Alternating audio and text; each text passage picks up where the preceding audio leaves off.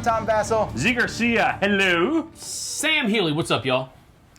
Now, despite the provocative name of this list, Noobs, get off my table. I really Is what I would say if I was a jerk. I really do like playing games with new people. I like teaching games to new folks a lot. I'm a big fan of that. But there are times where you're kind of like, I just want to play with somebody who already knows how to play the game. Are you a noob? And Get off my table. these games tend to fall in that category more than not. There's two main reasons. One, because sometimes the rules are so complex you just don't feel like going through them. Yep. And then two, the strategies of the game, you feel like you have to kind of either hobble yourself Yeah. or just crush the person and hope they don't get too upset. Yeah. Right. Or so, actually, the third reason would be speed. Sometimes I want to play a game fairly quickly, and a new person's like, what does this do? It's not just explaining the rules. It's like a good example is when I used to play Bang.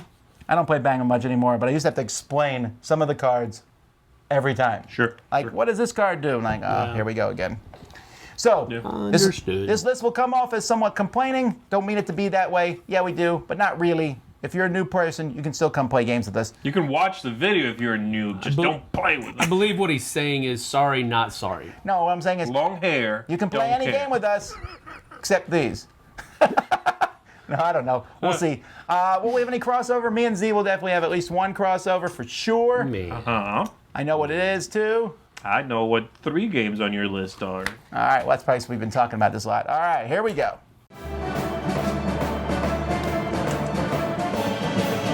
Number 10. All right, my number 10 is a game that I actually really do enjoy playing, and I sometimes don't even mind teaching it, and I don't necessarily mind teaching it, but I dislike having to teach a specific rule within the game. The game is Small World, and the rule that I really don't like teaching is declining. That always is the toughest one to teach. When you put your race into decline, okay, so I put it away and I pick a no, you wait until your next turn. But how does that? I don't. And people invariably have question upon question about this whole declining races, and then on top of that, there's the strategic choices that go along with declining races. When is the best time to do it? When do you know that you've reached your limit and all this other kind of stuff? It's just, I don't like teaching that specific rule in that game, so I usually rather play Small World. I love playing Small World. I have it as an app on my phone. I play it against the bots all the time, and we play it on the table every once in a while too. I'd rather not teach it though, just because I feel like I'm having to continually teach the game throughout the entire game, and that's what I don't like doing. So, Small World, my number 10. My number 10 is Dominion, and it's for the first year or so I played Dominion. I really got tired of teaching it because I always was starting with those same 10 basic cards, and I wanted to change things up. Now that there's enough sets out there, there's enough other cards I consider to be basic that I can kind of just go through and find it, but there's still more cards than not that are best if you've played the game already. But that's not even the main reason. The main reason is I want to play Dominion fast. Sure. And when I play Dominion, I want to go buy. And I really love when I play with people who know how to play Dominion. It's so fast. It just goes around and around and around. And every once in a while, someone will stop and be like, wait a minute. And they're thinking, and it's like, oh, what are they doing now? You know, it's like a moment. But when you play with new folks, they're kind of like, oh, I have 4. Oh, should I buy a silver? And for most people, like, you get through your first turn, silver. Know it. Let's go. You know, type thing. Dominion almost made my list, but Dominion is a special case for me because I want to play with someone right in the middle. I don't want to play with a brand new player, and I don't want to play with that guy that sits at the table, takes a look at the 10 cards out there and goes, I can win in 14 moves. Yeah, you know? right. I'm like, oh, right. Okay, you're right. Thanks. You know, like, which is weird. I want that person right in the middle. Yeah. So it's real specific of a target audience for me. You're right. I think I don't want to play with the person who's so fast, but like 8 out of 10, honestly. Yeah. I do want to play with the fast people. I just get a kick out of it because if I'm the slowest person at the table, I'm pretty happy. Right. If that makes sense. But there's sometimes I'll play Dominion, and then I'm like, Oh, you're done? You have 6. Just buy the gold. All right, what do you got? All right, my number 10. I wanted to put a worker placement game on the list because they tend to be the kind of game you have to explain a lot to a new player. Because there's a lot of entry there to begin. Some games you can just sort of teach a few things and pick up the rest as you go. Worker placements, you cannot really do that. And the one that came to mind as having the most stuff you sort of have to teach is Lewis and Clark. Because Lewis and Clark is both a worker placement game on the board and then action triggered, like card triggered actions as well. It's almost like 2 whole games shoved into one single box. And there's a ton there to teach, how you use the cards, how you power them up with another card from your hand. And then all the stuff on the board. Put your worker here, get this. You can put multiple workers, but only in these 2 spaces. There's a lot there, to figure out. And on top of that, the game is one of those 30 minutes per player games. And you are just asking for it with more than 3 and new players. You're going to be there for really too long. And so the game, I find it best with 2 and 3 and people that already know how to play. Because, again, it steps into that, now it's too long for, technically a race game. And so my number 10 is Lewis and Clark, my worker placement placeholder here. I almost put that on my list, except I don't like the game. Number 9.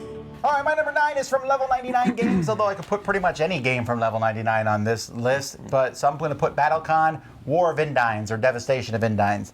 It's really a simple game where you play 2 cards from your hand, but every time I teach new folks how to play it, it's this whole, okay, you got to put these 2 cards together, then you're going to put them here and slide them over, and what does this card do? There's so much terminology in it too. There's advance, and there's move, and there's retreat, and then there's, the soak special ability, and how do all these abilities work together? And every character is different, and once you know how to play it, it goes much more smoothly, which is why I kind of hope you already know how to play it. I will teach this one to new folks because so few people have played it comparatively, so I need to teach folks. But I'm excited once they get past that stage because then you understand the strategy and your character and so on. So that's War of Indines or Devastation of Indines, BattleCon. Yeah, I feel the same way about my number 9 here, where I will teach because not that many people play, but I'd rather not have to. And this is 51st State Master Set. Really? Especially to people that have already played Imperial Settlers.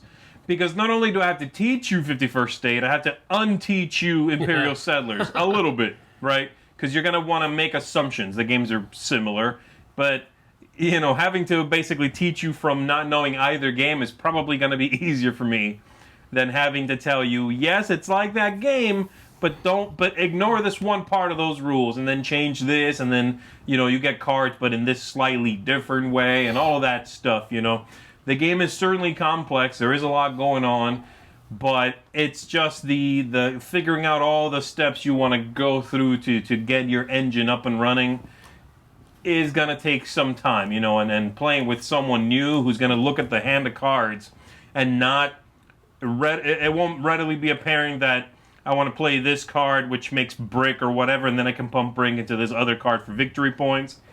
If we can't get there fairly quickly, it's going to be a slog, So that's my number 9, 51st State Master Set. This is ironic because I was going to have you teach this to us live. I can, that's fine, but you guys are... Were you really? You guys are not new. Yeah, well, why not? I don't know. I haven't played. Have you? No. The new one? Not the new one, no. Yeah, I'll be happy to. Oh, well. I'm a noob. Noobs. Be careful. All right, my number 9 is a game that I don't like to teach to new people because it has actions within it that make the other players suspect that you're the traitor if you do that action more often than not. And then there are other actions that if you don't do that action, people suspect that you're the traitor. I'm talking about Shadows over Camelot. Oh, wow. I thought you were going to take that a winner, actually. Not yet. Yeah. That comes later. I rank these in order of intensity. Zombies, more intense than a round table. Shadows over Camelot does make me laugh because every time a new player plays, There's always that selfish new player. He's like, I'm not losing a life point. Exactly. That's what I'm but don't talking you about. guys It's like, think that? But I don't want to lose a life Aren't point. you technically saying that the noobs shouldn't play with you?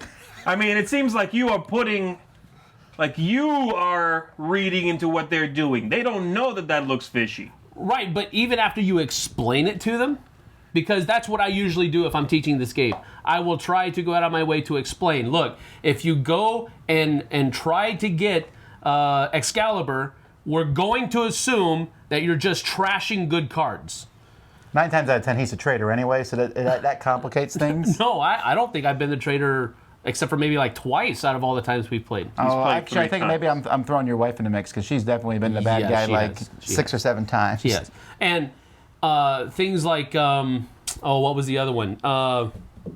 Taking the life point that you were talking about. That's like anathema to new people. But I only have 4 hit points. Why should I lose one of them? That's right. I mean, I like to that be at 5 or higher. And now you need to direct what you said to me over that way. No, I think that maybe when you see a new player, they don't know that stuff, and you'll see them, and you, the experienced player, are thinking they're the traitor. But they just don't know that they're playing weirdly, you know what I mean? Exactly, and that will throw the kilter of the game off. Okay. Because they're doing something that looks really suspicious. Meanwhile, the traitor who knows what he's doing is like hiding behind that going, That is yes. So yes. that's why I don't really. There's so much underlying the game's mechanics of that are going on in the mind, Right. and it really has nothing to do with the mechanisms of the game. That I'd rather play it with people who are experienced. I don't mind teaching it; it's one of my favorite games to play. But I'd rather not and play with people that know how to play. It's not the teaching that bothers you; it's that meta game that gets you. Yeah, it's the meta game. It's the meta game. So that's Okay. my number 9, Shadows over Camelot. That's 2 Days of Wonder games in a row. Number 8. My number 8 is both from a teaching point of view. This game has certainly a lot going on, and because it's going to be tough to do well, even with experienced gamers. This is Ghost Stories, my number 8. And Ghost Stories, certainly if I sit down to play and poll people, okay, so who knows how to play, and I've got some folks that don't know at all how this goes, it's going to be tough, just figuring out all the little interactions of everything. And then knowing when to do what, making... attacking a ghost when you clearly are not prepared to go in there and roll the dice, where you're just completely gambling, not knowing which tiles to utilize when on the board, which actions to take. It's the kind of game that's going to reward familiarity with the system. And the game is so tough anyway, you're probably going to lose no matter what with a new player that's going to be compounded, with the noobs, if you would. So, my number 8 is Ghost Stories, a co-op game that I think now anyway, I want to play with experienced gamers just because it's so tough. I think I disagree on this one. I like teaching new people Ghost Stories. Yeah. Because it's a co-op game, though. You can help them make the right choices. I'd rather play, there's a lot of other co-ops I'd rather play before this, like Pandemic. I love to teach. I'm sorry, I opened the door. You did. No, I mean, it's not just that. He shoehorned it into another one. I would rather teach that to new players. It's much easier. I would rather play one of the Forbidden games, Forbidden Island, Forbidden Desert. There's a lot of other co-ops that feel to me like new game fodder. That hey, you want to play a co-op? Come here, I'll show you how this all works. But I don't know. Ghost Stories is like a level above that.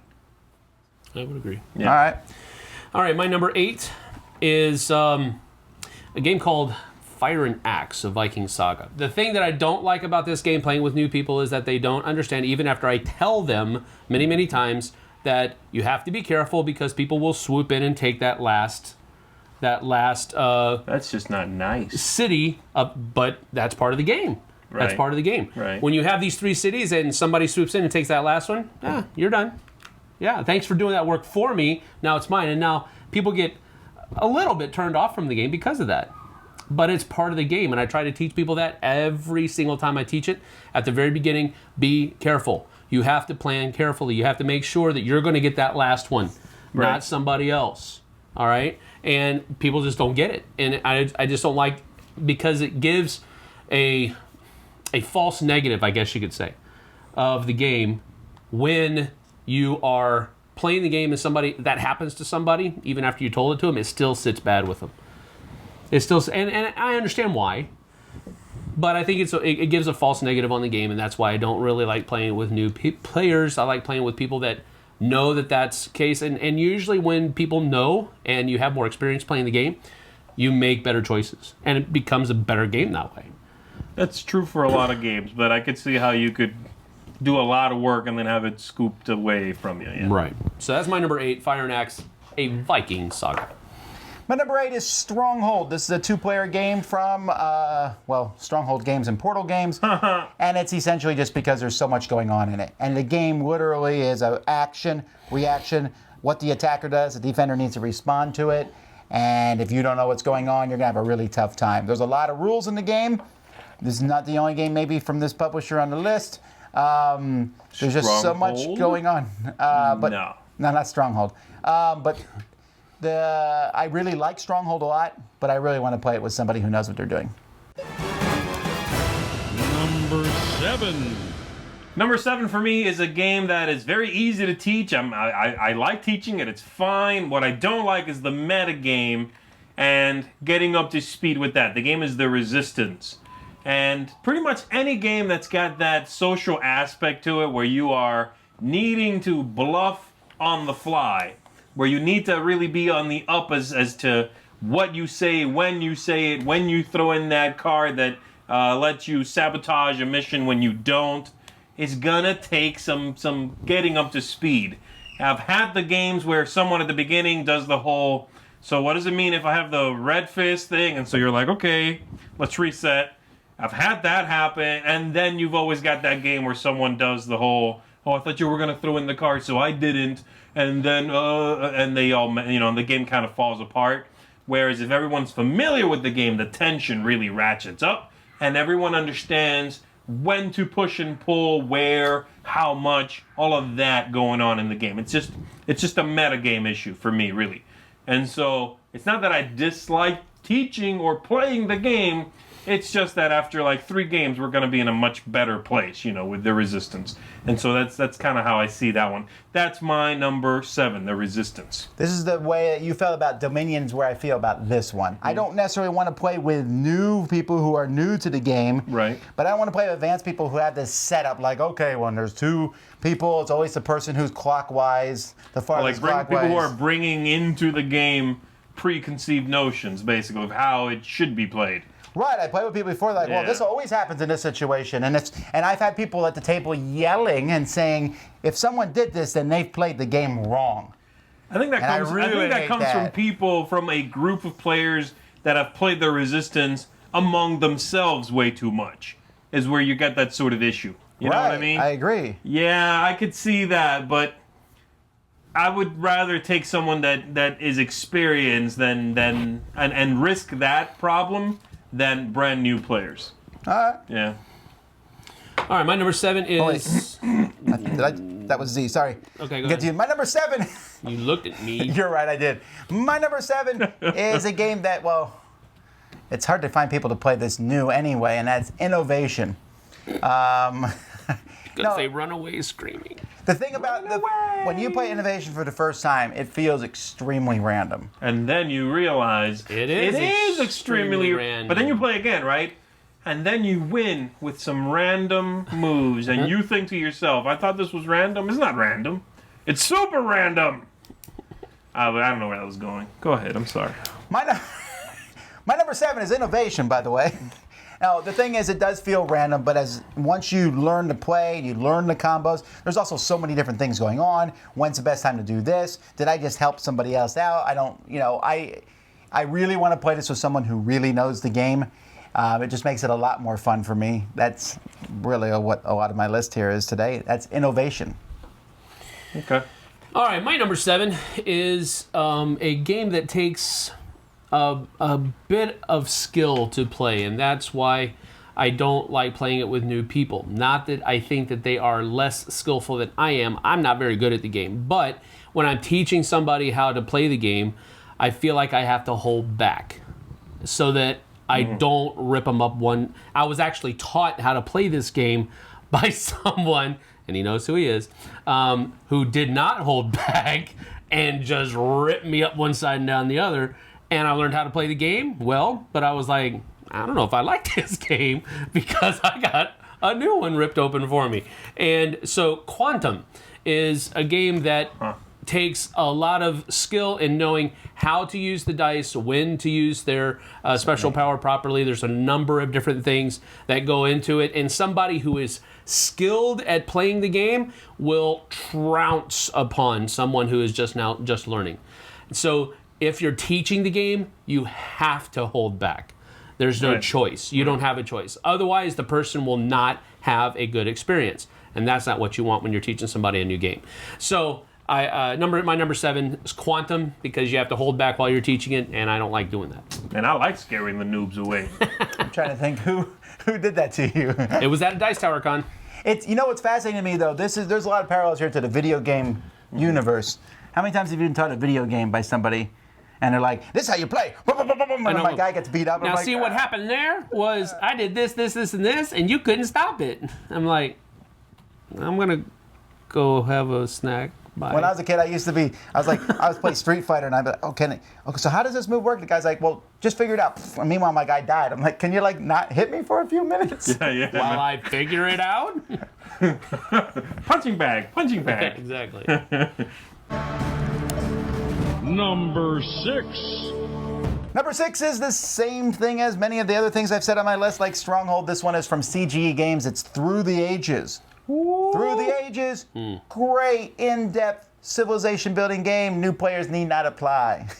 Oh my god. No, I know it sounds really bad, and I don't mean that it was to very be. Grognard there. Yes, it was. Well, really, that's the way it is with a lot of war games anyway. Sure. Not that I'm calling Through the Ages a war game. But that's the way with a lot of these heavier strategy games is if you really know the game, the other person's going to get massacred. And that's the way Through the Ages is. So I want to play with someone. Actually, I want to play someone who's on the same level as me. I don't necessarily want to play Through the Ages with someone who's really good. Because that waiting for someone to ramp up to the familiarity at which you are is going to take some games. And you're going to have to be sort of patient through it, and it's such a long game. It's so involved. It's going to be tough. Right. That's another thing, too, right? There's some games that after a certain point, if one person's better than the other, like maybe 1/4 of the way through the Ages, you can say, oh, you're never going to win. Not this game, right? And we're still here for 2 more hours. That's not so much fun. So, Through the Ages, my number 6. All right, my number 6. We're at Sam now. Sam's number 6. So confusing. He's taking your number. All right, my number 6 is... It's the same as my number 6. It'd be cool if it was. It is. Go ahead. I doubt it. Because you don't like this game, and I think you've only played it once. I want to put it on my list as soon as you say it. So go ahead. All right, my number 6 is Inish. I'm not going to put it on. Oh, that's a really good choice, though. That's actually a very smart Inish choice. is one that I don't like teaching with new players because it takes 2 or 3 plays to really understand how the game works and how best to play the game. Oh, yeah. It's too subtle. That's us. And I mean, that's exactly noobs. why I don't like it, is because you don't really understand the game after one play. And it's Shut up. it's a little bit long. It's so long that you don't necessarily want to play it again right away. Shut up, man. So it is just one of the games that I don't like playing with new people because I feel like they don't really grasp the game after that first play, and sometimes they walk away saying I don't think I like the game, and I'm like, well, you don't understand the game yet. You got to play it some more. Yeah, but I don't want to. But you got, it's just one of those things where I just rather play with people who know what they're doing. Ooh. Inish. That My gives number me 6. an idea for a no top 10 list. Yeah. Go ahead, boy. I'm writing it down. All right, you go ahead and do that. My number 6 is a game that I'm going to destroy you in because I'm better than you, and I'm going to have to sit there and teach you and then hold back or make silly moves to not destroy you. A lot of bragging going on here. Because, oh man, am I good at this game. No, I'm talking about Hiroshima Hex. I knew it. Hiroshima Hex is really I've beat fun. him before. Sam has beaten me. I'm not that good. I just know the system well. Wait a minute. Also, Sam. You're very good. Sam also Makes won a me- game of. Oh, okay. I'm Hiroshima extremely Hex. good, and Sam is somehow better than that. It's there's a lot going on. It's a game that familiarity is going to go a long, long way. Teaching it is kind of a pain. Explaining how priority works, how like ranged shots versus melee versus you play it all out, but they don't fight yet. There's a lot there to figure out. It's a puzzle, basically. It's like a puzzle war game, right? And then you've got all the armies on top of that, and if the some changes within the armies are going to be things that you only learn and understand through, again, familiarity. And so this is the kind of game that, like Sam was saying, I'll play against the iPad all the time. That's fine, I play against the AI. But teaching someone new, these days, I'd probably teach them on an iPad, in fact. Just because I can kind of use the visual aid there to get my points across, So I'll try to avoid that one with someone that's never, ever played it. I don't really mind teaching, but I'm going to have to... I'm going to have to do some weird stuff the first time so you don't feel like, well, this game just got smacked around. Like, this is kind of my quantum, Okay. Yeah, that's how I feel about it. Does the AI have levels of difficulty? Which level do you play on? Oh, extra hard, and I'm like, psh, psh, get out of here, AI baby. Really? Right. No, I don't think so. I think medium maybe. He plays the Noobs. That's The on that extra list. hard on the app is really, Oh, it's really crazy. hard. No, It's like I mean- they always get exactly what they need. Yeah. That's It cheats. That's because Ignazi programmed it to draw the right tile every time. There's only one tile of that in the army? There's actually 6. Number 5. My number 5 is one that was actually already mentioned because people thought it was my number 9, but it wasn't. This is what you guys thought my number 9 was. Do you remember? Dead of Winter. Yes. This is Dead of Winter. Wasn't that long ago? I know. My memory's not that bad That was yet. months ago. So yeah, with Dead of Winter, there's first of all there's a good bit of mechanics that you have to teach, especially to a new player. You have to teach the whole idea of this thing of being cooperative with one another. But wait, it's not Except, no. not really cooperative because you each have your own separate secret goals. And then on top of that, there might be a traitor among us. So maybe we're all working together, maybe we're not. There's just a lot of different things that have to be grokked, I guess you could say, at the very beginning of the game. Otherwise, the game is just going to start on the left foot, and it's never going to balance out. It's never going to balance out because you have people that are doing things already because of those secret goals that look suspicious. So I may not be a traitor, but I definitely am trying to achieve my secret goal. But I'm not the traitor. But somebody new doesn't really understand that, Right. or they don't get it. Actually, Z's played the game many times and still doesn't understand that. I wouldn't say I've played many times. You played a but couple times. I've yeah. played like 2 or 3 times. Yeah. I just assume that everyone's the traitor. Everyone, not one person. Does it make life easier? Everyone. Including yourself? I'm a traitor, that's for sure. I mean, I don't Well, have to I mean, guess on that if one. you're the traitor, I don't care everybody which else card is I the got. traitor to I am you. acting like a traitor. Yeah. It's I win or no one wins. I will burn this colony down and hoard all the food. That sounds like a Walking Dead episode. Last shot, Z sitting in the corner eating some Cheetos. I'm eating a can of Fire beans. everywhere. Some people I just love like the to smell see the of warm world beans in the burn. morning. Anyway, Dead of Winter is my number 5 just because there's stuff that it's the meta game, I think, that Yeah. what we're Oh, talking yeah, about. huge. It's the meta game that comes from the mechanics on this one, though. It's not underneath it. It's just right smack dab in the middle of them. So my number 5, Dead of Winter. My number 5 is a category, really. I still picked the game, but it's trick-taking games. Trick-taking games with new players teaching not just the game, but the concept behind what a trick-taking game is and how it works can be a hassle. And then trick-taking games in general are kind of really have their own vibe and cadence and sort of weird thing to them. The game I picked is Niet, just to pick one, really. Oh, wow. But Niet has both the trick-taking aspect of I play a card, you follow that suit I played, highest card wins, all of that stuff. But then on top of that, it adds the whole board and sort of picking categories by exclusion, Yeah. It's got weird things going on. And teaching is not so bad if you already know trick take. But if you don't, I'm kind of teaching you a concept for an entire genre of games and then this game. And that's the truth for most trick-taking games, which is why... And trick-taking games are kind of slow. They kind of...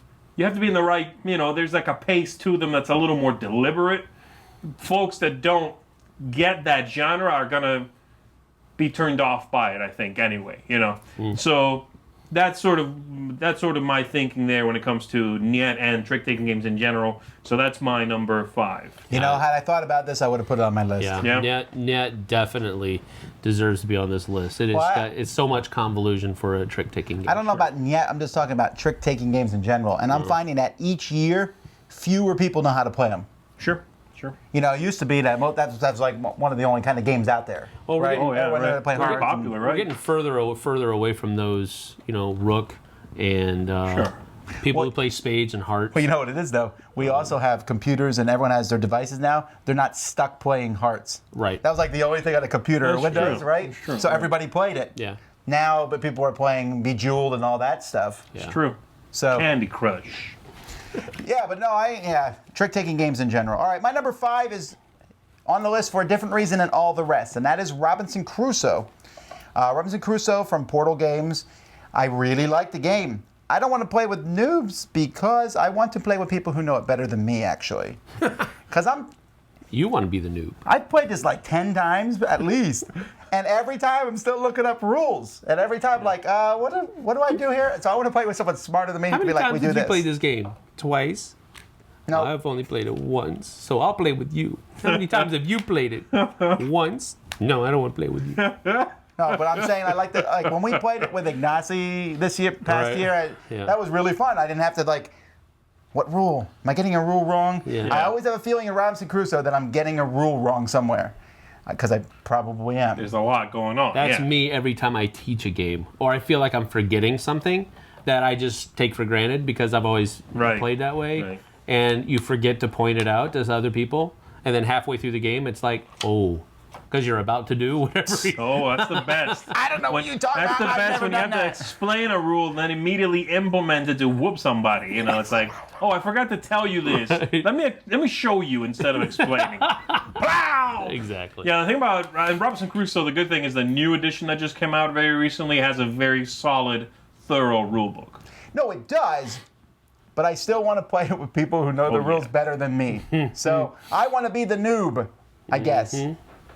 Sounds good. Number 4. All right, my number 4 is a game that I don't like teaching and I don't like playing with noobs because there's so much to understand. And that is Fury of Dracula. First of all, it is a longer game. And if you have to do a teaching, you're going to be teaching the game for about half an hour. Or thereabouts, and that just adds a half an hour to your playtime. Yep. To an already long game. That's not fun. And most of the time, people think, okay, we just have to find Dracula. No, that's not all you have to do. You have to find Dracula and whoop him. And that's where the trick part comes in. I just think I need to whoop Dracula. Forget the finding part. Well, you got to find him before you can whoop him. But anyway, Just walk around swinging. I know, right? But the idea is that, look, I found Dracula, but it's like midnight. Right. I found him, guys. He's over here. Help me. Here's the thing I think about this game that's interesting is that you want to play with new people, right? But you cannot likely have a new person play Dracula. Right? No, that's another thing. So that means That's if you're another teaching thing. all new people, then you have to play Dracula, which means it's kind of awkward and weird helping them find you. Right. That's true. That's You're true. like, hey, And you this have- would be a good move. You have to kind of hold back. Yeah. But in holding back, you're actually hurting yourself. Right. Because you're making it easier for them to find you. Yeah, that's another thing I was I thinking played about. this game and other games like it before, then they caught me and they're like, that wasn't that hard. I wonder why. Reset the board. Yeah. Let's play again. Let's try again. Real fangs are going in now. Round 2, fight. All right, my number By the way, Fury of Dracula would have been my number 11. Really? Yeah. Yeah. My number 4 is a game I haven't put on a top 10 list for a really long time. I haven't even played it for a really long time.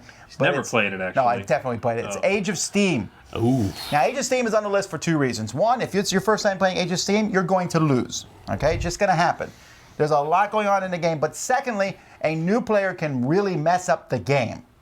There's an auction in Age of Steam for a turn order, and that auction is incredibly important. It's actually my most disliked part of Age of Steam. That's why I like Steam and Railroad Tycoon. Well, Railroad Tycoon still has the auction, but Steam got rid of that auction to some degree. Okay. I like that, but one person will be like, oh, I'll bid 7. That person's about to go into bankruptcy. But meanwhile, they took the action you really wanted, or they made you bid a little higher than you needed to, and it kind of just throws the whole game off kilter. But the fact is, it's a really tough game. It's not even that hard to teach, really. But knowing how much to bid, there's this big, long background. I mean, you really need to know what you're doing. And this is why Age of Steam is like dying out, because the only people who play it are people who know how to play it. And they don't really want, most of them are like me, where they don't want to teach it to new people. They want to play with someone who's new, so that kind of makes the game insular. And this is an unfortunate thing about many of these games I'm talking about. It's because it's not that we don't want to grow the hobby. We just don't. We don't want to do it. We want you to do it. But with Age of Steam, I feel like no one's doing it because everyone's just playing with each other. And then you mentioned there's like 7.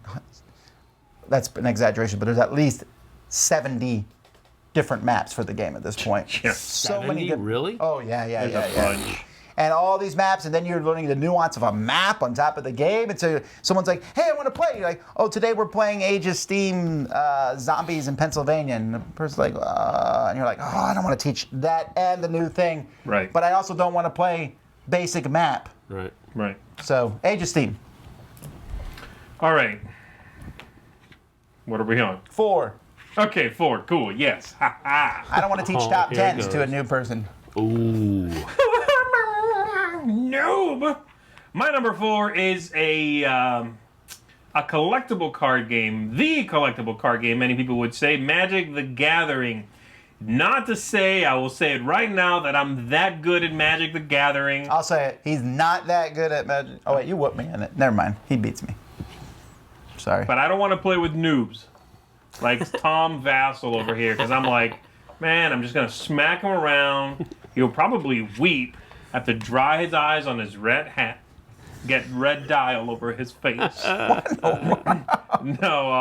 it's not that I'm that good at it. It's just that it's a complex game. And there are those levels of knowing Magic the Gathering, right? There's like just knowing the rules of Magic the Gathering, which is no easy feat. And then there is actually playing well, which is like step 2, right? And so you're doing this whole teaching. I play pretty much 2-player. You can play with more, but I pretty much play 2-player. And so you're doing this whole, okay, yeah, it would be a good idea for you to do this right now. Okay, yeah, great. Now I kill it. And it's like, oh, did you just goat me? And like, no, I'm teaching you how to play right, but I am destroying you while I'm doing it. So I feel like a jerk. You're gonna feel like I'm playing you, like messing with you. Now here's why you shouldn't have done that. Yeah. So.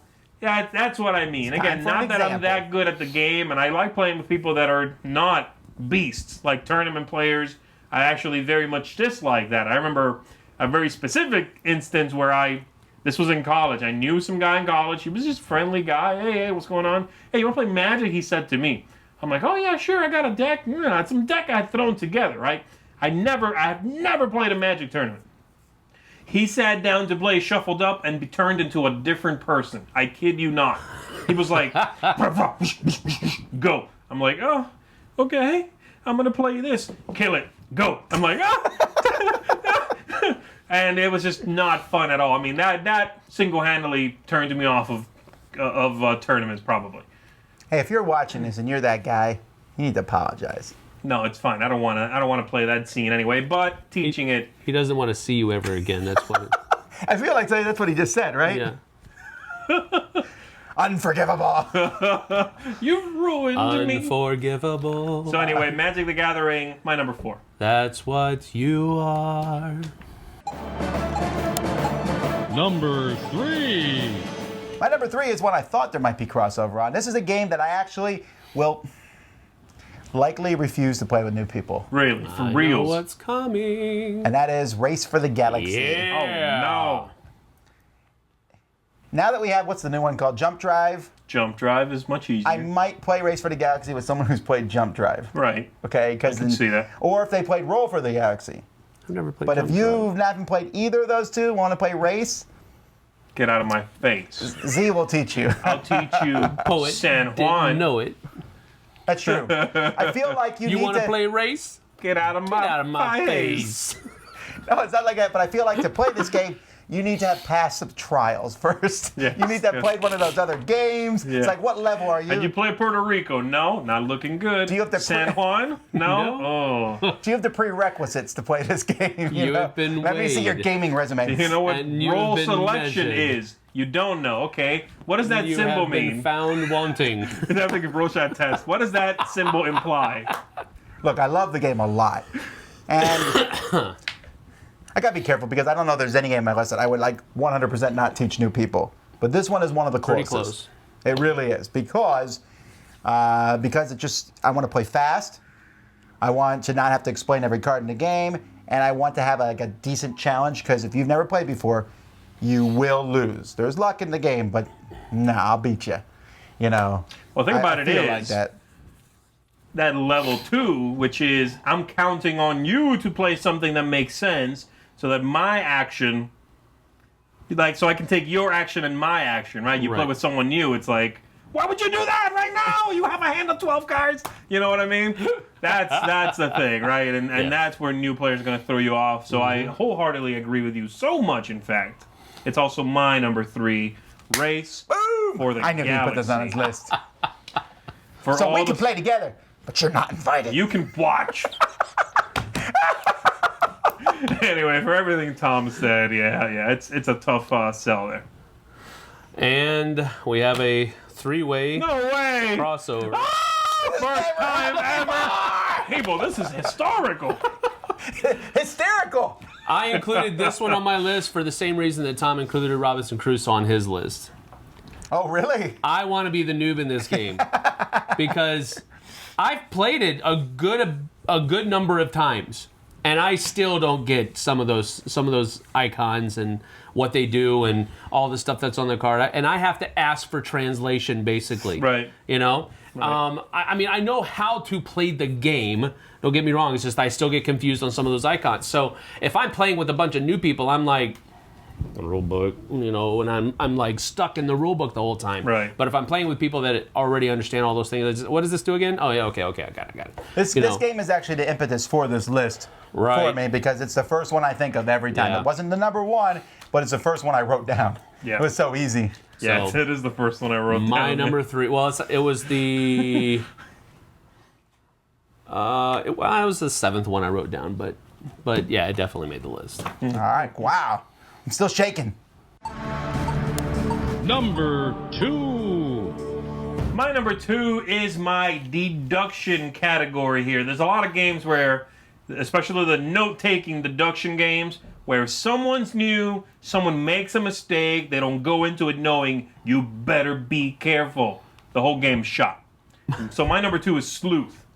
And it's any of those games where people are taking notes or answering something, and you write that down like it is, you know, exact information. This is written in stone, and then you find out an hour later, oh, did I say I had 3 blue cards? Oh, I had 4. Now I have to kill you. See, I don't consider this not playing with noobs. I consider this not playing with unobservant people. Noobs that's a are polite word. unobservant? No, maybe not though. No, but it's like, you know, you have to like sit down and kind of hold them by the shoulders and go, listen, you better double check how many cards you've got. And then triple check. You know? It's that worries me, you know, and so playing any of those deduction games where you take notes. The other one is Think Straight. Is that what it's called? Think Straight? Yeah. Oh, if someone makes a mistake in that, you're done. You're done, you know? And Sleuth. Well, Sleuth same is the thing. worst because- Sleuth is longer. That's why it's on the list. Because if you make a mistake, I'm going to be here longer for no reason. You know, so that's why it's my number 2, Sleuth. I love when we play with Jason sometimes. He'll be going through these deduction games and he'll go, someone made a mistake. And we're like, what? And then everyone's all nervous. I hate What's those it mean? moments. Yeah, I hate those moments. Yeah. All right, my number 2 is really on the list for basically the same reason as my number 5, Dead of Winter. Because there's a whole lot of metagame that goes on that's actually in the mechanics of the game. But on top of that, Battlestar Galactica has this part in the game where you are given another role card. Oh, yeah. And now you might be a traitor, whereas before you were not. That just blows new people's minds. What's this sympathizer card do? Exactly. You asked that question, and it's like, Oh, no! man, you just messed up the entire game. No! You've got to know what each of the different role cards do and not have any confusion at all. And that's just really hard to pull off with people that are new to the game. Right. On top of that, it is a longer game. So like you were saying with Sleuth, you just messed up a 2.5 hour game. Right. And now we've been sitting here and we've basically wasted 2.5 hours. And it's not because anybody meant to do that. It's not like they're trolling. It's just that it's newer people have to ask those questions about games that are complex like this. Right. And so I really do not like playing Battlestar Galactica without having a full complement of knowledgeable, experienced players, because then we can actually enjoy the game the way it was supposed to be enjoyed. So my number 2, Battlestar Galactica. My number 2 is very definitive of the 2-player games that I don't want to play with new folks, and that's Twilight Struggle. And this is simply because the first game is definitely a learning game, and I'm not sure I want to play a 2 to 3 hour learning game all the time. Yeah. The Twilight Struggle is not that hard to understand, but it's hard to understand what to do. And there are very specific cards in the game that if you don't know them, it doesn't help you. For example, there's a card, you're putting influence out all over the world. And there's a card that for the USA that says remove all communist influence from Japan and put 4 of yours in there. Yep. So if the communist player doesn't know that card exists, so he's like building up in Japan, working in Japan, all of a sudden, boom, it's all gone. I tell people to build up in Japan. You will learn, noob. You will learn. It's like you're talking to the guy before the game. What'd you say? You don't know what the Cold War is? Nah, we ain't playing this game. No, but you do have to know a lot of the different cards. There are some cards that are like total reversals in regions. And if you know they're in the game, you're fine. All right, I'm not going to really mess with that region because that could go anytime. Not yet. Right, and I know this card exists. You need to know what cards exist. Right. So you need to have those skills ahead of time because if you don't, you are going to get beat. Now, maybe I'll teach this to someone new, but it's not. I'm not actually playing the game then. We're just. I think you need to just go full hog, put on like a superhero costume with a cape, and just teach him, but then like laugh and destroy him at it. Be the red crusader. The next convention, we're like new game sign up, and Z will have no one at his table, and they'll be like shaking. You go play. No, you go play. Are you ready? All right, let's get the number 1s. And finally, number 1.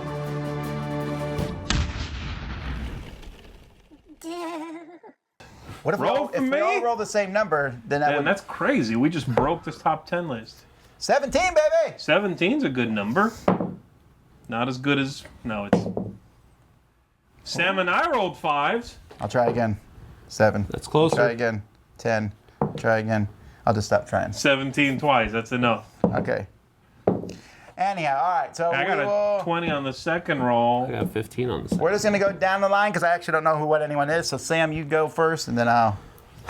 All right, well, my number 1 is a game that simply has too many rules and too many procedures for me to enjoy playing the game and teaching it at the same time. It's one of those games that I was talking about earlier when I said that I am afraid that I'm going to miss something or take something for granted because I've played it so much and I know this is how it's supposed to work, but I might not explain it that way.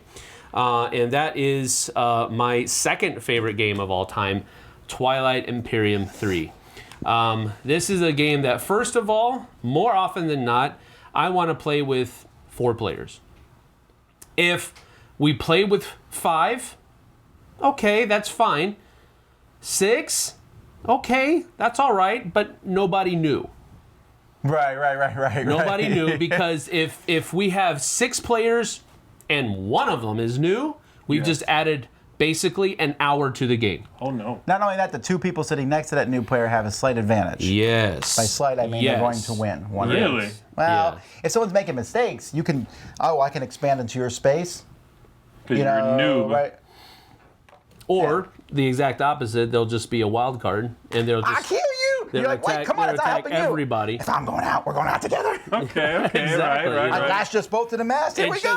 It's a Hold your breath. balanced game, but it's also kind of a delicate game. It has a delicate balance in it where if you have one or two people that are just kind of doing whatever they want to do and not following the flow of the game, yes. you can really mess up. And when you're talking about a 6-hour game, that's not cool at all. So usually I want to play Twilight Imperium 3 with people who have played before and know what they're doing so that we can all enjoy the game at the same time. When I'm talking about a 6-hour game, I'm just talking about it. Yes, exactly. Anywho, there are some games that I thought about the list initially. I was like, oh, Cosmic. I'd love to play Cosmic Encounter with experienced players because we can all have 2 powers and everything. But you know what? I love teaching it to new people too. So it fits in both categories. But my number 1 only fits in the experienced player category. And many people who are experienced players at this agree, and it's been talked about for like a decade or so, and that's Puerto Rico. Yeah. Puerto Rico. The problem is, I could play with 4 new people maybe, right? And teach them all. But you play with 1 new person, and that person can really mess the game up. Because of the role selection, they will pick, oh, that one looks cool. And the person after them is going, nice. The person after them wins the game almost every time. Because that's the thing. It's not playing with new people. It's playing with 1 new person and like Puerto Rico Sharks. Yeah. That you chum the water with the new guy and they're like, yes, can I sit here? Let me sit here. Right, but the guy who sits directly before the new person's really annoyed. Right. They're like That's the thing. they're like paying each other. I'll pay you $20 if I can sit next to that guy. Yeah, before you start, there's an auction. And For the new player's like, seats, what? yeah. Like, we all want to sit next to you. Really? Do you think that's because the so game special. has been so popular for so many years and has been analyzed to that point where it could be true of other games if they got that much attention? Possibly, More but than I also likely. think it's partially in that game where turn order matters so very much. In most games, it doesn't matter who goes next as much, right? I don't care who follows. Turn order matters a lot, but in Puerto Rico, it really matters. Like, when you're taking the mayor and the colonists, I don't want to go last. I'll get the fewest colonists. Right. Or if you're picking the thing that you probably should not pick because you're like, well, he'll pick it. Why should I pick it? Right. You don't And know the new that person stuff. doesn't. Yeah, right. You don't know that, and it really matters. And I like Puerto Rico a lot. It's actually gone up for me in how much I like it over years, but that's also because I only play it with people who are really good at the game at this point. I played it on a computer for a really long time, where I was playing against computer pro, and I got really good at different strategies. I came down and played some people who had never played before, and I destroyed them, and I was like, oh. Ooh, now this could happen in all kinds of games, right? If you really practice at them. Then I played people who were really good at Puerto Rico, and I found that I wasn't. But I enjoyed it more. I was like, wow, this is like a new level of how this works. Right. So that was fun. Puerto Rico. All right, my number 1. In games where someone does something foolish and you, if it's a competitive game, then you just let it happen and you benefit off of it. If it's a cooperative game, you can tell them, hey, that's a stupid move. Let's not do that if you want to do that. And you can fix it that way. The really fun part, and I'm using that word in big old air quotes, is when it's a cooperative game in which someone does something very stupid and you can't tell them because the game says you can't tell them. I'm talking about Hanabi. In Hanabi... Because you're sitting in there going... In Hanabi, you Hate this cannot guy. talk to one another about things you should say. And in fact, I can see your brain gears turning as you take away one of our precious resources and tell this person over here a clue. And it's a completely wrong clue. They don't need to know they're holding a green 4 right now. We haven't started on green yet. Wait till we get to, say, 1, 2, and 3 green. And then you can tell them they have a 4 green. But you gotta eat those words, right? You're sitting there going, okay, guys, good, okay. Is it my turn yet? It's a 5. You have a 5. Don't discard the 5, And so it's that game for me. That's the one game I would that I really think twice before I teach to someone new because I know I'm going to be sitting through. Not that I get Wait, you upset played this or game with anything. your parents, right? Yeah, I have, and it's not like I'm gonna like throttle anyone for real, but Just saying. there is those moments of people doing giving clues that are really bad, and you have to be quiet. It's that combination, where you're going, oh, that was such a bad clue. What a waste of a clue. And people get better with experience and all those things that hold true for every co-op game. This one just, as soon as I wrote it down, it jumped to the top of my list because of the fact that I cannot react to a noob, not actively. And so that's what makes it, for me, the choice for games I want to avoid playing with people that are going to do silly moves, Does that elongate how long you take to teach the game then? No, not really. I just let it happen, but I know it's going to get my collar hot a little bit. And as soon as the game's over, like, all right, now listen. When you said 4, you did not need to know that. So, yeah, that's my number 1, Hanabi. And please don't take this list as if you see us at a convention or something that we like, oh, I don't want those guys teaching me a game. No. We're not begrudging. I love, probably more than both of these guys, I love to teach games. I really do. Yeah. I mean, I won't even play the game. I just want to teach a game. Just not these 10 necessarily. And even then, you might be able to talk me into doing it, probably, because I want to teach games. But I think it's an interesting list, and I'd love to hear what you guys think. What are games that you just really want to play with people who already know what the game is? Sure. So let us know in the comments. And until next time, I'm Tom Vassell. Z Garcia, thank you, everybody. Sam Healy. See you on the flip side, folks. Bye.